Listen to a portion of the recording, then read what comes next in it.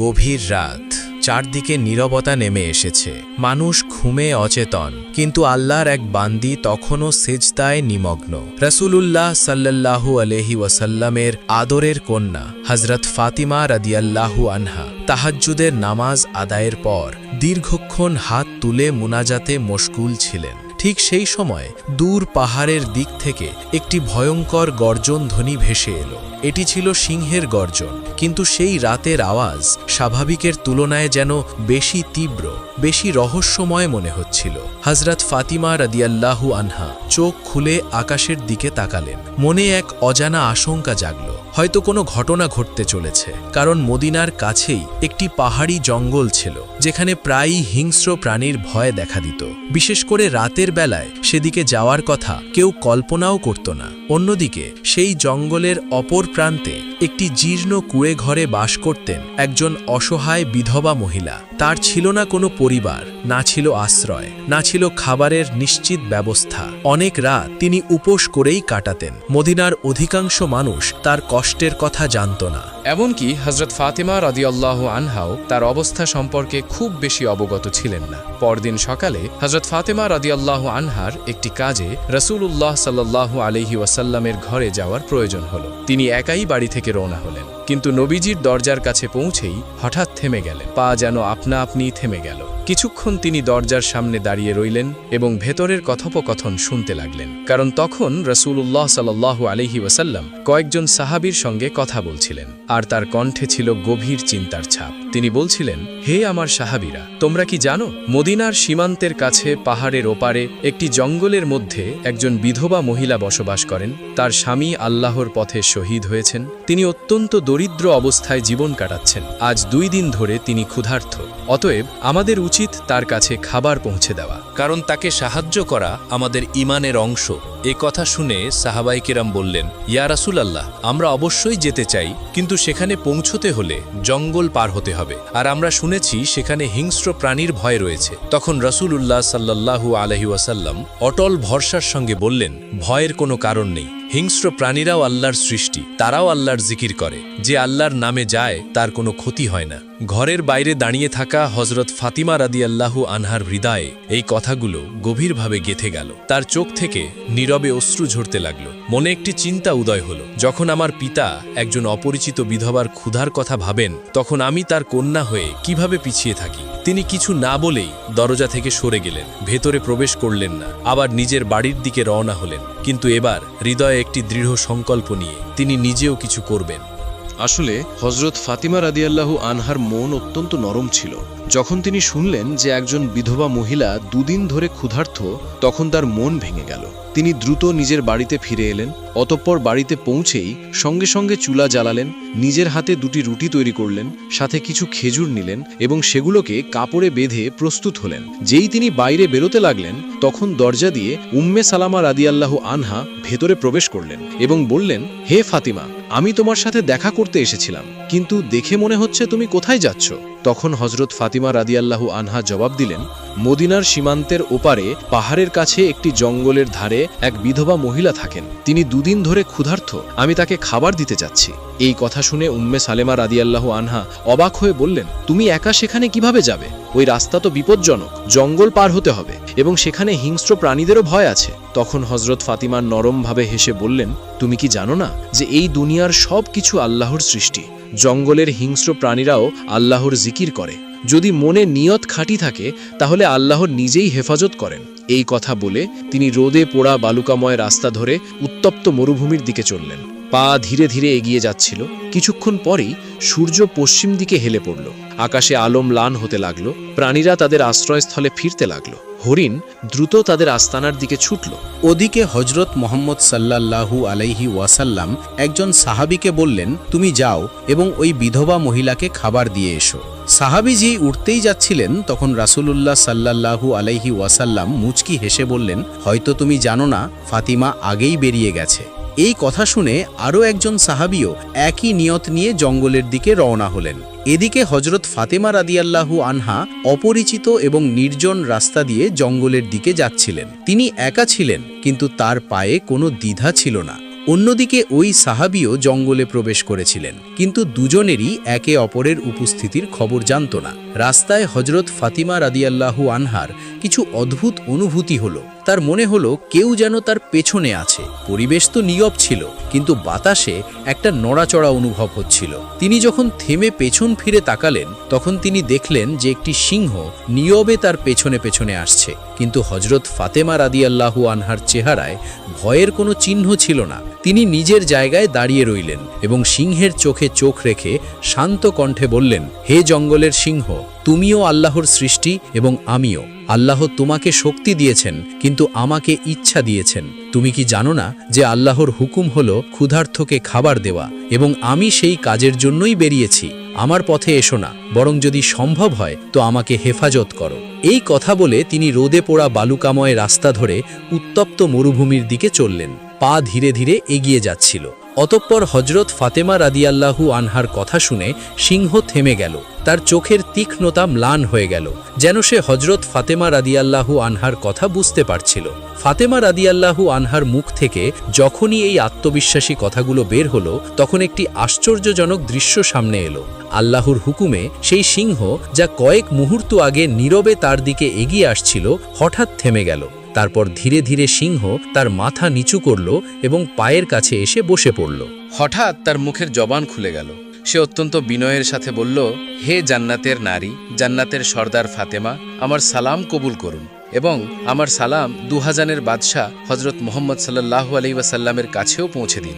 আমি আপনাকে ক্ষতি করতে আসিনি, বরং আপনার হেফাজতের জন্য হাজির হয়েছি। যে নবীকে সৃষ্টি না করা হলে কায়নাতও সৃষ্টি হতো না। আমরা সেই দয়ালু নবীর মেয়েকে কিভাবে ক্ষতি করতে পারি? আমরা হিংস্র প্রাণী অবশ্যই, কিন্তু আমাদের হৃদয় সেই মুবারক চেহারার এক ঝলক দেখার জন্য ছটফট করতে থাকে। সিংহের মুখে এমন কথা শুনে হজরত ফাতেমা রাদিয়াল্লাহু আনহা মাথা নিচু করলেন, সিংহের দিকে এক নজর তাকালেন এবং মনে মনে আল্লাহর শুকরিয়া আদায় করলেন। ঠিক সেই সময় দূর থেকে সেই সাহাবী, যিনি জঙ্গলে প্রবেশ করেছিলেন, সে এই সমস্ত দৃশ্য দেখছিলেন। বিস্ময় ও ভালোবাসায় তার চোখ ভিজে গেল।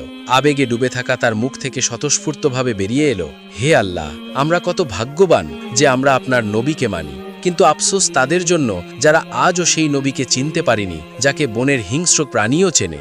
হে আল্লাহ, আপনি তাদেরও হেদায়ত দিন। সেই সাহাবীর চোখ থেকে অশ্রু ঝরতে থাকল এবং তিনি আনন্দের সাথে মদিনার দিকে রওনা হলেন, যাতে হজরত মুহাম্মদ সাল্লাল্লাহু আলাইহি ওয়াসাল্লামকে এই ঘটনা শোনাতে পারেন। এদিকে হজরত ফাতেমা রাদিয়াল্লাহু আনহার যাত্রা চলতে থাকল। সেই সিংহ এখন তার সাথে ছিল, নীরবে তার হেফাজত করতে করতে তার পথ পরিষ্কার করে দিচ্ছিল এবং তাকে জঙ্গল পার করিয়ে সেই বিধবা মহিলার কুড়ে ঘরের দিকে নিয়ে যাচ্ছিল।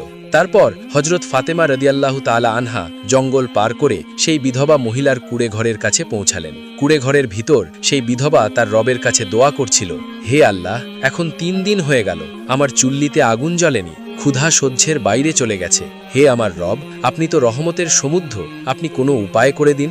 তার দোয়া সম্পূর্ণ হয়নি। দরজায় টুকটুক শব্দ হলো। সে চমকে উঠল।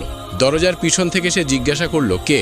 দরজার বাইরে থেকে একটি নরম কিন্তু স্পষ্ট ও আত্মবিশ্বাসী কণ্ঠস্বর এলো, আমি ফাতেমা, হজরত মুহাম্মদ সাল্লাল্লাহু আলাইহি ওয়াসাল্লামের মেয়ে। এটা শুনেই বিধবা মহিলা বিস্ময়ে চমকে গেল। সে তাড়াতাড়ি দরজা খুলতে দৌড়ালো। যেই হজরত ফাতেমা রাদিয়াল্লাহু তাআলা আনহা ভিতরে প্রবেশ করলেন এবং খাবারের জিনিস সামনে রাখলেন, তখন বিধবা মহিলা তাকে দেখে কেঁদে ফেলল। তার অশ্রু থামার নামই নিচ্ছিল না। কাঁদতে কাঁদতে সে বলল, আমি জানতাম যে আমার রব আমাকে একা ছাড়বে না। বিশ্বাস ছিল যে সে কোনো না কোনো ব্যবস্থা অবশ্যই করবে। হে ফাতেমা, তুমি শুধু মানুষ নও, তুমি সেই মহিলা যার কথা স্বয়ং আল্লাহ তাআলা উল্লেখ করেছেন। তখন হজরত ফাতেমা রাদিয়াল্লাহু আনহা নরমভাবে তার মাথায় হাত রাখলেন, তাকে সান্ত্বনা দিলেন এবং তারপর কোনো প্রশংসা বা গর্ব না করে নীরবে ফেরার জন্য রওনা হলেন। ফিরে যাওয়ার সময় সেই সিংহ তখনও ফাতেমা রাদিয়াল্লাহু আনহার সাথেই ছিল। সেই সময় জঙ্গলের কাছে একজন রাখাল প্রতিদিন তার ছাগল চড়াতে আসত। সে যখন এই দৃশ্য দেখল যে একটি সিংহ একজন মহিলার সাথে সাথে চলছে, কিন্তু তাকে কোনো ক্ষতি করছে না, বরং তাকে সুরক্ষিতভাবে সাথে নিয়ে যাচ্ছে, তখন সে অবাক হয়ে গেল। তাই সে দ্রুত ছাগলগুলো একদিকে সরিয়ে মনোযোগ দিয়ে দেখতে লাগলো। সে হজরত ফাতেমা রাদিয়াল্লাহু আনহাকে চিনত না, কিন্তু যে দৃশ্য তার চোখের সামনে ছিল তা সাধারণ ছিল না। তাই সে স্তম্ভিত হয়ে দাঁড়িয়ে রইল। অতঃপর কিছুক্ষণ পর হজরত ফাতেমা রাদিয়াল্লাহু আনহা জঙ্গল পার করে মদিনার সীমানায় প্রবেশ করলেন। সিংহ নীরবে তার সাথে সাথে চলতে থাকল এবং যখন সে জঙ্গলের কিনারায় পৌঁছালো, তখন সেখানেই থেমে শ্রদ্ধাপূর্ণ ভঙ্গিতে মাথা নত করে বিদায় জানালো। এবং তারপর আবার জঙ্গলের দিকে ফিরে গেল। ওদিকে হযরত মুহাম্মদ সাল্লাল্লাহু আলাইহি ওয়াসাল্লাম তার সাহাবায়ে কেরামের সাথে উপবিষ্ট ছিলেন। কথোপকথন চলছিল যে হঠাৎ সেই সাহাবী যিনি জঙ্গলে গিয়েছিলেন ফিরে এলেন। তিনি আবেগে পূর্ণ ছিলেন এবং তিনি সমস্ত ঘটনা রাসূলুল্লাহ সাল্লাল্লাহু আলাইহি ওয়াসাল্লামের সামনে বর্ণনা করলেন। এটা শুনে হযরত মুহাম্মদ সাল্লাল্লাহু আলাইহি ওয়াসাল্লাম মুচকি হেসে বললেন, ফাতেমা শুধু আমার মেয়ে নয়, বরং আল্লাহর প্রিয় বান্দা। আল্লাহ তাআলা তাকে জান্নাতের মহিলাদের সর্দার বানিয়েছেন। মনে রেখো, যে সত্য ও ন্যায়ের পথে থাকে আল্লাহর সাহায্য অবশ্যই আসে। এই কথা সাহাবায়ে কেরামের মধ্যে একটি অলৌকিক ঘটনার মতো ছড়িয়ে পড়েছিল। হযরত ওমর রাদিয়াল্লাহু আনহু বারবার আল্লাহু আকবার বলে আল্লাহর মহিমা বর্ণনা করতে থাকলেন। ওদিকে সেই মেষপালক যে ছাগল চড়াতে গিয়ে সিংহ এবং হযরত ফাতেমা রাদিয়াল্লাহু আনহার দৃশ্য দেখে ফেলেছিল, সেই মুহূর্তে হঠাৎ সেখানেই সিংহটি আবার জঙ্গল থেকে বেরিয়ে সেই মেষপালকের দিকে এগিয়ে আসতে লাগল। ফলে ভয়ে মেষপালকের পায়ের তলা থেকে মাটি সরে গেল। সে কাঁপতে লাগল। মনে খেয়াল এলো, এখন হয়তো এই সিংহ আমাকে মেরে ফেলবে। কিন্তু না, আল্লাহর আদেশে আরও একবার সেই সিংহের মুখ খুলে গেল। সিংহ শান্ত কণ্ঠে বলল, হে অপরিচিত ব্যক্তি, তুমি এখনো ঈমান আনোনি, অথচ আমরা জঙ্গলের হিংস্র প্রাণীও সেই নবীকে চিনে গেছি যিনি দোজাহানের বাদশাহ হযরত মুহাম্মদ সাল্লাল্লাহু আলাইহি ওয়াসাল্লাম। তাই এখনো সময় আছে, চলে যাও সেই নবীর কাছে এবং কালিমা পড়ে মুসলমান হয়ে যাও। আমি জঙ্গলের সিংহ তোমাকে প্রতিশ্রুতি দিচ্ছি, তোমার ফিরে আসা পর্যন্ত তোমার ছাগলদের খাবার তো দূরের কথা, আমি তাদের ছুঁব না। আমি নিজেই তাদের হেফাজত করব, শুধুমাত্র এই কারণে যাতে তুমি নবীর দিকে পা বাড়াতে পারো। সিংহের মুখ থেকে এমন কথা শুনে মেষপালকের ওপর নীরবতা নেমে এলো। তার ঠোঁট একেবারে নীরব হয়ে গেল। শুধু হতবাক চোখে সিংহের দিকে তাকিয়ে রইল, যেন সে বুঝতেই পারছিল না যে এটা স্বপ্ন নাকি বাস্তবতা। কিন্তু মনের ভেতরে যেন কোনো আলো নেমে এলো। সে এক মুহূর্তও নষ্ট করল না, নিজের ছাগলদের সেখানেই ছেড়ে দিল এবং হযরত মুহাম্মদ সাল্লাল্লাহু আলাইহি ওয়াসাল্লামের দিকে দৌড়ে গেল। ওদিকে হযরত মুহাম্মদ সাল্লাল্লাহু আলাইহি ওয়াসাল্লাম নিজের কয়েকজন সাহাবার সাথে উপস্থিত ছিলেন। এমন সময় হঠাৎ হযরত জিবরাইল আলাইহিসসালাম তশরিফ আনলেন। তিনি আরজ করলেন, ইয়া রাসূলুল্লাহ, আজ একজন মেষপালক আপনার দরবারে আসছে। সে ঈমান আনতে চলেছে, কিন্তু তাকে এই খবর পৃথিবীর কোনো মানুষ দেয়নি। তাকে এই বার্তা জঙ্গলের একটি সিংহ পৌঁছে দিয়েছে। যান, তার ইস্তেকবাল করুন। হযরত মুহাম্মদ সাল্লাল্লাহু আলাইহি ওয়াসাল্লাম কয়েকজন সাহাবার সাথে দাঁড়িয়ে গেলেন। কিছুক্ষণ পরেই দূর থেকে একজন ব্যক্তি আসতে দেখা গেল। সেই মেষপালক যে দ্রুত কদম বাড়াতে বাড়াতে রাসূলুল্লাহ সাল্লাল্লাহু আলাইহি ওয়াসাল্লামের দরবারে হাজির হচ্ছিল। হযরত মুহাম্মদ সাল্লাল্লাহু আলাইহি ওয়াসাল্লাম তাকে দেখেই বললেন, তুমি দেরি করে ফেলেছ, তোমার ঈমান আনা উচিত ছিল। যদি একটু আগে আসতে তাহলে তোমার জন্য আরও ভালো হতো। মেষপালক এই কথা শুনে অবাক হয়ে থেমে গেল। মনে প্রশ্ন উঠল, নবী পাক সাল্লাল্লাহু আলাইহি ওয়াসাল্লাম কিভাবে জানলেন? তাই সে আদবের সাথে আরজ করল, ইয়া রাসূলুল্লাহ, আপনি এটা কিভাবে জানলেন? তখন হযরত মুহাম্মদ সাল্লাল্লাহু আলাইহি ওয়াসাল্লাম মুচকি হেসে বললেন, আমি শুধু এই খবরই জানি না, বরং আমি এটাও জানি যে তোমাকে জঙ্গলের সিংহ পাঠিয়েছে। এই কথা শুনে মেষপালক কেঁপে উঠল। তার মুখে কোনো প্রশ্ন বাকি রইল না। মনের জগৎ পাল্টে গিয়েছিল, চোখ ভেজা ছিল এবং ঠোঁটে বিনয়। তারপর সে আরজ করল, ইয়া রাসূলুল্লাহ, আমাকে কালিমা পড়িয়ে দিন, আমাকে মুসলমান বানিয়ে দিন। অতঃপর রাসূলুল্লাহ সাল্লাল্লাহু আলাইহি ওয়াসাল্লাম তাকে নিজের কাছে ডাকলেন। রহমত ও শফকতপূর্ণ কণ্ঠে বললেন, আমার সাথে পড়ো, আশহাদু আল্লা ইলাহা ইল্লাল্লাহু ওয়া আশহাদু আন্না মুহাম্মাদান রাসূলুল্লাহ। মেষপালকের চোখ থেকে অশ্রু ঝরতে লাগলো, ঠোঁট নড়তে লাগলো এবং সে পূর্ণ বিশ্বাসের সাথে কালিমা পড়ল। পুরো শরীর কাঁপছিল, যেন কোনো বোঝা নেমে গেছে এবং একটি নতুন আলো তার হৃদয়ে নেমে এসেছে। সাহাবায়ে কেরাম আল্লাহু আকবার ধ্বনি উচ্চারণ করলেন এবং নবী করিম সাল্লাল্লাহু আলাইহি ওয়াসাল্লাম তার কাঁধে হাত রেখে বললেন, আজ তোমার ভাগ্য তোমাকে সেই হেদায়েত দিয়েছে যা আমাদের মধ্যে প্রত্যেক ব্যক্তি আল্লাহর কাছে চায়। তুমি ভাগ্যবান যে তুমি এই বার্তা একটি হিংস্র প্রাণী, একটি জঙ্গলের সিংহের মাধ্যমে পেয়েছ। যখন মেষপালক ঈমান আনলো, তখন সে নবী পাক সাল্লাল্লাহু আলাইহি সাল্লামের কাছ থেকে অনুমতি চাইল যে গিয়ে নিজের ছাগলগুলো ফিরিয়ে আনবে। তখন রাসূলুল্লাহ সাল্লাল্লাহু আলাইহি সাল্লাম বললেন, যাও, এখন তোমার ভয়ের কোনো প্রয়োজন নেই। তোমার রক্ষক তো এখন স্বয়ং আল্লাহই নিযুক্ত করেছেন। ওদিকে জঙ্গলের কিনারায় সেই সিংহ মেষপালকের ছাগলদের কাছে বসে নীরবে তাদের পাহারা দিচ্ছিল। যখন সেই মেষপালক ফিরে ছাগলদের কাছে পৌঁছালো, তখন দেখল যে সবকটি ছাগল সুরক্ষিত আছে। সিংহ তাকে দেখে উঠে দাঁড়ালো, তারপর আদবের সাথে মাথা নিচু করল এবং নীরবে জঙ্গলের দিকে ফিরে গেল। মেষপালকের জীবন বদলে গিয়েছিল। এখন সে শুধু ছাগল চরানা ব্যক্তি ছিল না, বরং একজন মুমিন ছিল এবং নবীর প্রেমে জীবনযাপনকারী হয়ে উঠেছিল। অতঃপর এই ঘটনা সমগ্র মদিনায় ছড়িয়ে পড়ল। সবার মুখে একই কথা ছিল যে আল্লাহর জন্য বের হয়, আল্লাহ তার জন্য পথ তৈরি করে দেন, তা সে জঙ্গলের মাঝখানে হলেও। এদিকে প্রিয় নবী হজরত মোহাম্মদ সাল্লাল্লাহু আলাইহি ওয়াসাল্লামের সাহাবী আকলামা রাদিয়াল্লাহু আনহু কঠিন রোগে আক্রান্ত হলেন। আকলামা রাদিয়াল্লাহু আনহুর স্ত্রী প্রিয় নবী হজরত মোহাম্মদ সাল্লাল্লাহু আলাইহি ওয়াসাল্লামের কাছে খবর পাঠালেন যে আমার স্বামী আকলামা মুমূর্ষু অবস্থায় পড়ে আছেন। হে আল্লাহর রাসূল, আমি আপনাকে আমার স্বামীর অবস্থা জানানো জরুরি মনে করছি। এই খবরটি পেয়ে প্রিয় নবী হজরত মোহাম্মদ সাল্লাল্লাহু আলাইহি ওয়াসাল্লাম হজরত আম্মার, সুয়ায়েব এবং বেলাল রাদিয়াল্লাহু আনহুকে বললেন, তোমরা এক্ষুনি আকলামার কাছে চলে যাও এবং সেখানে গিয়ে আকলামাকে কালেমা শাহাদাত পড়াও। প্রিয় নবী হজরত মোহাম্মদ সাল্লাল্লাহু আলাইহি ওয়াসাল্লামের আদেশক্রমে তারা আকলামার কাছে এসে উপস্থিত হলেন এবং তারা দেখতে পেলেন যে হজরত আকলামা রাদিয়াল্লাহু আনহু মুমূর্ষু অবস্থায় পড়ে আছেন। অতঃপর তারা আর দেরি করলেন না। তারা আকলামা রাদিয়াল্লাহু আনহুকে লা ইলাহা ইল্লাল্লাহ পড়ানোর চেষ্টা করতে লাগলেন, কিন্তু আকলামা রাদিয়াল্লাহু আনহু কোনো মতেই কালেমা উচ্চারণ করতে পারছিলেন না। অগত্যা তারা প্রিয় নবী হজরত মোহাম্মদ সাল্লাল্লাহু আলাইহি ওয়াসাল্লামের কাছে খবর পাঠালেন যে আকলামার মুখে কালেমা উচ্চারণ হচ্ছে না। বেলাল রাদিয়াল্লাহু আনহু এই সংবাদটি নিয়ে প্রিয় নবী হজরত মোহাম্মদ সাল্লাল্লাহু আলাইহি ওয়াসাল্লামের কাছে এসে উপস্থিত হলেন। তখন প্রিয় নবী হজরত মোহাম্মদ সাল্লাল্লাহু আলাইহি ওয়াসাল্লাম বেলাল রাদিয়াল্লাহু আনহুকে জিজ্ঞাসা করলেন, হে বেলাল, আকলামার পিতামাতার মধ্যে কি কেউ জীবিত আছেন? তখন বেলাল রাদিয়াল্লাহু আনহু বললেন, হে আল্লাহর রাসূল সাল্লাল্লাহু আলাইহি ওয়াসাল্লাম, এই পৃথিবীতে তার বৃদ্ধা মা বেঁচে আছেন। অতপর প্রিয় নবী হজরত মোহাম্মদ সাল্লাল্লাহু আলাইহি ওয়াসাল্লাম বেলাল রাদিয়াল্লাহু আনহুকে আকলামা রাদিয়াল্লাহু আনহুর মায়ের কাছে পাঠালেন। অতপর বেলাল রাদিয়াল্লাহু আনহু আকলামা রাদিয়াল্লাহু আনহুর মায়ের কাছে এসে উপস্থিত হয়ে বললেন, রাসূলে করিম সাল্লাল্লাহু আলাইহি ওয়াসাল্লাম বলেছেন, আপনি যদি নবীজি সাল্লাল্লাহু আলাইহি ওয়াসাল্লামের কাছে যেতে পারেন তবে চলুন, আর যদি যেতে না পারেন তবে অপেক্ষা করুন। হজরত মোহাম্মদ সাল্লাল্লাহু আলাইহি ওয়াসাল্লাম স্বয়ং নিজেই আপনার কাছে আসবেন। এই কথা শুনে আকলামার মা বলে উঠলেন, রাসূলে করিম সাল্লাল্লাহু আলাইহি ওয়াসাল্লামের জন্য আমার প্রাণ উৎসর্গ হোক। আমার কাছে নবীজি সাল্লাল্লাহু আলাইহি ওয়াসাল্লামের আসতে হবে না, বরং আমি নবীজি সাল্লাল্লাহু আলাইহি ওয়াসাল্লামের কাছে যাব। অতপর বৃদ্ধা প্রিয় নবী হজরত মোহাম্মদ সাল্লাল্লাহু আলাইহি ওয়াসাল্লামের কাছে এসে উপস্থিত হয়ে সালাম পেশ করলেন। তখন প্রিয় নবী হজরত মোহাম্মদ সাল্লাল্লাহু আলাইহি ওয়াসাল্লাম সালামের জবাব দিয়ে বললেন, ওহে আকলামার মা, আমাকে আপনি সত্য কথা বলবেন, আর যদি মিথ্যা বলেন তবে আল্লাহ নিকট হতে আমার কাছে ওহী আসবে। বলুন তো, আপনার ছেলে আকলামার স্বভাব চরিত্র কেমন ছিল? নবীজি সাল্লাল্লাহু আলাইহি ওয়াসাল্লামের এই প্রশ্ন শুনে সেই বৃদ্ধা বলে উঠলেন, হে আল্লাহ রাসূল, আকলামা প্রচুর পরিমাণে নামাজ রোজা আদায় করে এবং দান সদকা করে। তখন প্রিয় নবী হজরত মোহাম্মদ সাল্লাল্লাহু আলাইহি ওয়াসাল্লাম বললেন, আকলামার প্রতি আপনার মনোভাব কেমন?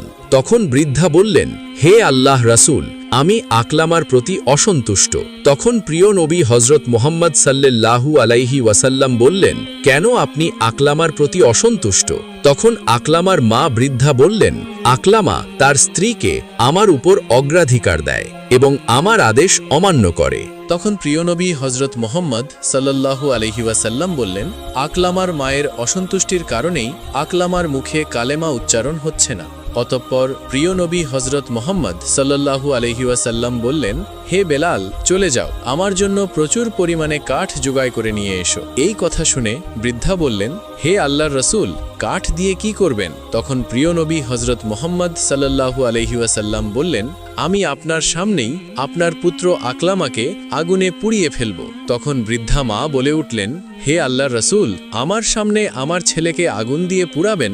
আমি তা সহ্য করতে পারবো না। তখন প্রিয় নবী হজরত মুহাম্মদ সাল্লাল্লাহু আলাইহি ওয়াসাল্লাম বললেন, ওহে আকলামার মা, আল্লাহর গজব এর চেয়েও কঠোর এবং দীর্ঘস্থায়ী। এখন যদি আপনি চান যে আল্লাহ আপনার ছেলেকে মাফ করে দিক তাহলে তাকে আপনি মাফ করে দিন এবং তার উপর সন্তুষ্ট হয়ে যান, নচেত যে আল্লাহর হাতে আমার প্রাণ তার কসম, যতক্ষণ আপনি আকলামার প্রতি অসন্তুষ্ট থাকবেন ততক্ষণ নামাজ, রোজা, দান, সদাকা দিয়ে আকলামার কোনো লাভই হবে না। এই কথা শুনে আকলামার মা বললেন, হে আল্লাহর রসুল, আমি আল্লাহকে, আল্লাহর ফেরেশতাকে এবং আপনাদেরকে সাক্ষী রেখে বলছি যে আমি আমার ছেলে আকলামাকে মাফ করে দিলাম এবং আমি আমার ছেলের উপর সন্তুষ্ট হয়ে গিয়েছি। তখন প্রিয় নবী হজরত মুহাম্মদ সাল্লাল্লাহু আলাইহি ওয়াসাল্লাম বললেন, ওহে বেলাল, এবার আকলামার কাছে যাও, গিয়ে দেখো সে লা ইলাহা পড়তে পারে কিনা, কেননা আমার মনে হয় আকলামার মা আমার কাছে কোনো লাজ লজ্জা না রেখে যথার্থ কথাই বলেছেন। প্রিয় নবীর এই আদেশ পাওয়া মাত্রই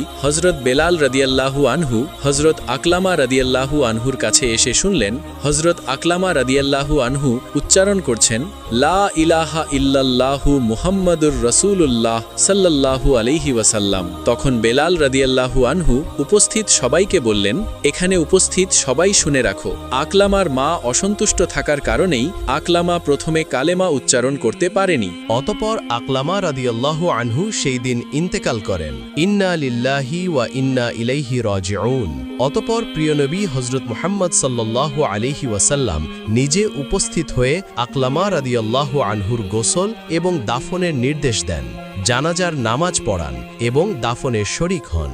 এরপর প্রিয় নবী হযরত মুহাম্মদ সাল্লাল্লাহু আলাইহি ওয়াসাল্লাম সবাইকে উদ্দেশ্য করে বললেন, হে আনসার এবং মুজাহিদগণ, যে ব্যক্তি মায়ের উপর স্ত্রীকে অগ্রাধিকার দেয় তার উপর আল্লাহর ফেরেশতাগণ এবং সকল মানুষের অভিসম্পাত। আল্লাহ তার পক্ষে কোনো সুপারিশ কবুল করবেন না, কেবল তওবা করে এবং মায়ের প্রতি সদ্ব্যবহার করে তাকে সন্তুষ্ট করলেই নিস্তার পাওয়া যাবে। তোমরা সবাই মনে রাখবে, মায়ের সন্তুষ্টিতেই আল্লাহ সন্তুষ্ট এবং মায়ের অসন্তুষ্টিতে আল্লাহ রব্বুল আলামিন অসন্তুষ্ট।